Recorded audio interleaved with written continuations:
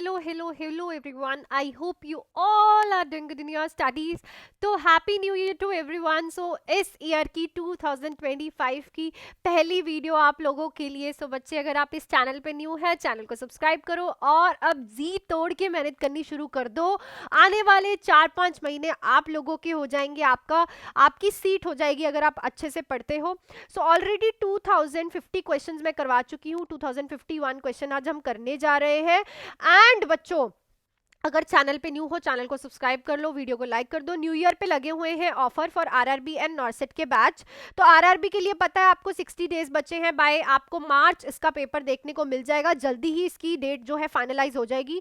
तो important topic batch जो है न्यू ईयर के ऑफर पे 1299 का जो बैच था अब हो चुका है ओनली एंड ओनली 1099 का. ठीक है. और जो मेरा थ्योरी बैच 2299 का था अब हो चुका है 1999 का. भाई बहुत ही अच्छे बैचेस हैं जिसमें आपको properly live and recorded classes मिलने वाली है. डिफरेंस ये है कि यहाँ पे आपकी बेसिक से रिवीजन हो जाएगी, anatomy and physiology plus theory of all the subjects. इसमें आप बेसिक्स नहीं करोगे, हम यहाँ पे ज्यादा से ज्यादा इंपॉर्टेंट टॉपिक्स पे फोकस करेंगे विद एमसीक्यूज. एमसीक्यूज इसमें भी रहेंगे, इसमें भी इंपॉर्टेंट टॉपिक्स रहेंगे. तो आज ही आप लोग इस ऑफर प्राइस में कोई भी बैच जो है आप लिख के मुझे मैसेज करके इस नंबर पे बाय कर सकते हो. लाइव एंड रिकॉर्डेड है एंड नॉन नर्सिंग भी आपको मिलने वाली है. ठीक है. और नॉर्सेट 8 के लिए 100 डेज का बैच बाई 3 मंथ्स का बैच. फीस रहेगी 2499. Live and recorded nursing plus non nursing शुरू हो गया है. आप लोग इस नंबर पे कॉल या फिर मैसेज करके आज ही ज्वाइन कर सकते हैं. सो चलो, अब नहीं टाइम वेस्ट करना बच्चे, अब रुकना नहीं है. 2025 अगर अपना साल बनाना है तो पढ़ो.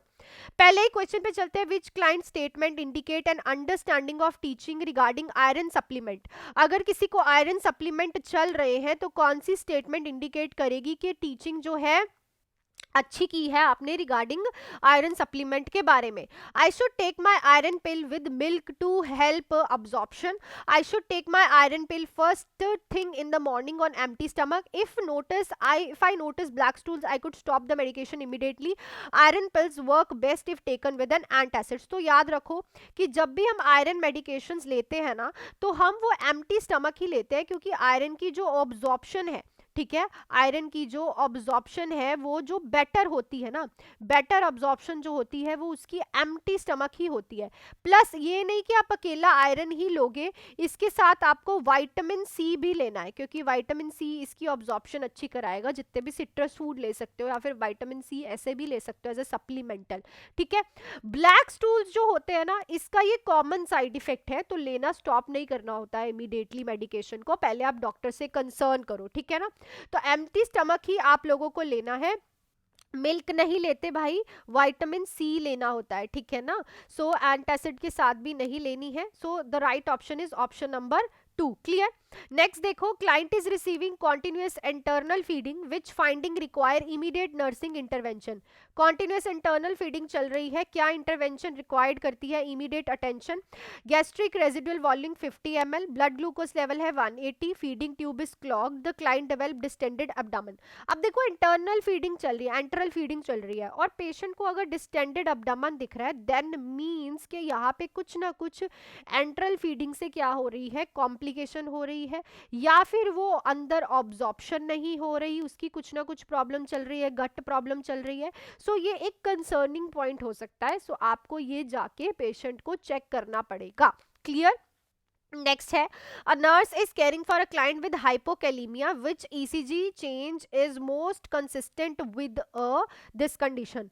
तो जब ना हाइपोकैलीमिया होता है तो डीले रीपोलराइजेशन दिखती है. ठीक है ना, रीपोलराइजेशन दिखती है. तो ईसीजी चेंजेस पूछ रहे हैं. Peaked T wave, prolonged PR interval, flattened T wave and presence of U wave, widened QRX complex. तो it is a flattened T wave and presence of U waves. So ये हमें दिखाता है कि patient को क्या है, हाइपोकैलीमिया है, और पेशेंट का डीले रीपोलराइजेशन हो रही है. Repolarization filling of the ventricles. ठीक है. Repolarization filling of the ventricles और एट्रियम. जब भी कोई रीपोलराइजेशन मतलब फिलिंग हो रही होती है तब हम रीपोलराइजेशन बोलते हैं. नेक्स्ट है. Which assessment finding suggest an anastomotic leak in client with gastric bypass surgery. तो आपने किसी के एनास्टमोसिस किया होगा. ठीक है। अब उस एनास्टमोसिस से क्या हो रही है भाई, लीकेज हो रही है। ठीक है, क्या किया था आपने, गैस्ट्रिक बाईपास सर्जरी की थी।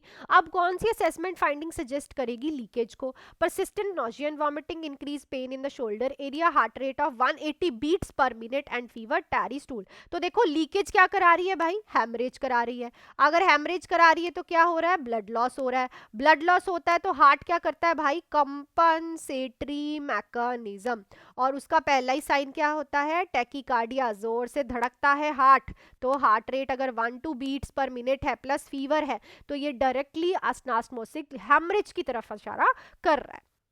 नेक्स्ट देखो, a client with atrial fibrillation is prescribed warfarin, which lab result indicate therapeutic anticoagulation. तो वारफरिन क्या है भाई, एंटीकोगुलेंट है। ठीक है, किसको दी जाती है, जिनकी क्लोटिंग फैक्टर में प्रॉब्लम होती है। ठीक है, सो जिनके ब्लीडिंग की प्रॉब्लम होती है, एट्रियल फिब्रिलेशन है। ये वारफरिन देने पे कौन सी इंडिकेशन शो करेगी कि एंटीकोगुलेशन अच्छे से हो रही है। थ्रोम्बोकिटिक टाइम जो है, पीटी टाइम जो है 12 सेकेंड है, पीटीटी टाइम 25 सेकेंड है, आईएनआर 2.5 है, प्लेटलेट काउंट जो है 150। तो यहाँ पे अगर आईएनआर 2.5 है, नॉर्मल कितना होता है 2 to 3, याद रखो 2 to 3 सेकेंड्स होता है नॉर्मल। अगर 2.5 दिख रहा है then it is a right. Clear. Next है, नेक्स्ट क्वेश्चन पे चलने से पहले बच्चे, अगर कोई भी बच्चा ऑफर्स पे, न्यू ईयर ऑफर्स पे आरआरबी के लिए बचे हैं भाई 60 डेज, लिखवा के ले लो, पेपर की डेट कभी भी अनाउंस हो जाएगी। नॉर्सेट के लिए बचे हैं 3 months, live and recorded batches, nursing plus non nursing की क्लासेस। अगर मेरा इंपॉर्टेंट टॉपिक बैच जो 1299 का था वो ज्वाइन कर सकते हो आप 1099 में। थ्योरी बैच जो मेरा पूरा बेसिक से स्टार्ट होने वाला था वो अब हो चुका है 2299 का, जो अब हो चुका है 1999 का, आज ही ज्वाइन कर सकते हो। लाइव प्लस रिकॉर्डेड है, नॉन नर्सिंग के एमसीक्यूज आपको मिलेंगे। नॉर्सेट 8 के 3 मंथ्स का बैच ओनली हो गया है 2499 का, जिसमें नर्सिंग प्लस नॉन नर्सिंग दोनों ही चीजें आपको इंक्लूडेड रहने वाली हैं। सो चलते अब हम नेक्स्ट क्वेश्चन पे। नंबर आपके पास है, आप इस पे मेरे से कॉल या फिर मैसेज पे बात करके आज ही ज्वाइन कर सकते हैं। सो नेक्स्ट क्वेश्चन देखते हैं हमारा क्या कह रहा है। A nurse is preparing to administer furosemide IV to a client with a heart failure, which is a most important safety consideration. अगर आप किसी को फ्रूसामाइड दे रहे हो, फ्रूसामाइड क्या है, डायूरेटिक है, आईवी डायूरेटिक है हार्ट फेलियर वाले पेशेंट को, तो मोस्ट इंपॉर्टेंट सेफ्टी कंसिडरेशंस क्या रखोगे। Assess potassium level before administration, administer the medication as rapid IV push, encourage increase dietary sodium intake, elevate for sign of hypotension during administration. So देखो, अगर किसी को आप डायूरेटिक देते हो ना तो सेल से पोटाशियम का बहुत ज्यादा क्या होता है, क्या होता है भाई, पोटाशियम बहुत ज्यादा निकलता है, तो हाइपोकैलीमिया के चांसेस पेशेंट में देखने को मिलते हैं। तो हाइपोकैलीमिया के लिए तो अगर आप किसी को भी आईवी फ्रूसामाइड दे रहे हो ना तो उसके पोटाशियम लेवल को असेस करो, नहीं तो अदरवाइज अगर उसका पोटाशियम लेवल्स ऑलरेडी कम है तो उसे पोटाशियम स्पेयरिंग डायूरेटिक्स दो। ठीक है, सुना होगा ना आपने पोटाशियम स्पेयरिंग डायूरेटिक्स, जिसमें पोटाशियम स्पेयरिंग डायूरेटिक्स देते हो, स्पाइरोनोलेक्टोन, ठीक है, वो दे दो। नेक्स्ट है, client with renal failure has potassium level 6.5 micro equivalent पर litre, which intervention should the nurse implement first. तो पेशेंट का रीनल फेलियर है, पोटाशियम लेवल 6.5 माइक्रो इक्विवेलेंट पर लीटर है, कौन सी इंटरवेंशन नर्स करेगी। तो नॉर्मल पोटाशियम लेवल होता है 3.5 to 5 माइक्रो इक्विवेलेंट पर लीटर। तो यहाँ पे हमें दिख रहा है पेशेंट को क्या है बच्चे, हाइपरकैलीमिया। तो फर्स्ट इंप्लीमेंट क्या करोगे, prepare the client for hemodialysis, administer sodium polystyrene sulfonate, provide IV insulin and glucose, obtain an order for slow potassium diet।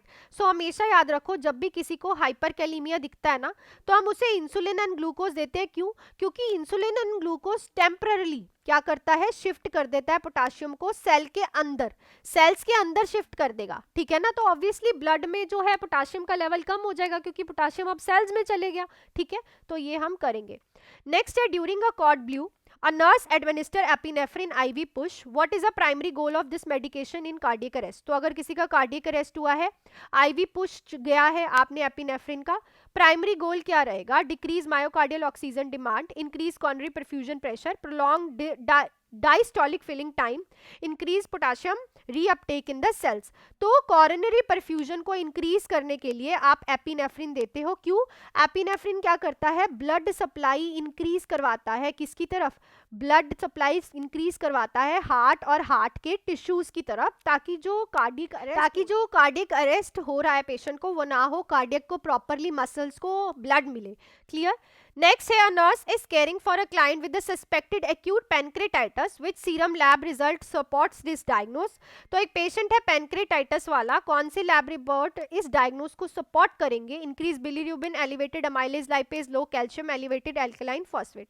तो लाइपेज एंड अमाइलेज एंजाइम होते हैं जो कि पैनक्रियाज में हमें इंक्रीज देखने को मिलते हैं, क्योंकि पैनक्रियाज इसका यूटिलाइजेशन नहीं करता बिकॉज वो ऑलरेडी प्रॉब्लम में इन्फेक्शियस है और इन्फ्लेटेड है। नेक्स्ट है, inclined with the CKD which dietary instruction is most appropriate. तो सीकेडी वाले पेशेंट में मोस्ट अप्रोप्रिएट डाइटरी इंस्ट्रक्शंस क्या, रिस्ट्रिक्शंस क्या रहेंगी? रिस्ट्रिक्शंस लिखा है, high protein, low sodium, low protein, high phosphorus, low potassium, low phosphorus, low carbohydrate, high potassium. तो इस क्वेश्चन का आंसर भाई 2025 का फर्स्ट कमेंट जो होगा मैं उसको नेक्स्ट वीडियो में ज़रूर हाईलाइट करूंगी, ताकि आप लोगों को पता चले कि आपका जो कमेंट है वो मेरे लिए बहुत इंपॉर्टेंट होता है। तो restriction is most appropriate CKD वाले पेशेंट में। So that's it for this video अच्छी लगी है तो वीडियो को लाइक, शेयर एंड सब्सक्राइब करना चैनल को। और अगर आपको न्यू ईयर के ऑफर्स पे बैचेस ज्वाइन करने हैं तो नंबर आपके पास है। आरआरबी के लिए 60 डेज बचे हैं, नॉर्सेट के लिए 3 मंथ्स बचे हैं। नॉर्सेट का batch nursing plus non nursing 2499 में 60 डेज के important topic batch and theory batch for RRB 1099 में important topic batch, theory batch 1999 में। आज ही आप लोग ज्वाइन कर सकते हो विदाउट एनी डिले, इस नंबर पे मेरे से अपने डाउट्स क्लियर करके बात करके। So that's it for this video. मिलती हूँ कल फिर 1 PM आपको एक नई वीडियो के साथ। Till then do hard work, make your parents proud and all the best.